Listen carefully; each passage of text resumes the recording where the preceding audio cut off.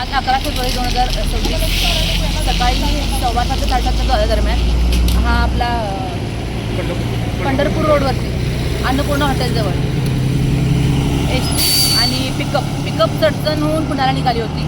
ड्रायव्हरच्या साईडला एक क्लीनर होता आणि बस पूर्ण भरली होती शाळेच्या मुलांनी. सकाळची पहिलीच मुक्कामाची गाडी असल्यामुळे शाळेच्या मुलांनी पूर्ण गाडी भरलेली होती.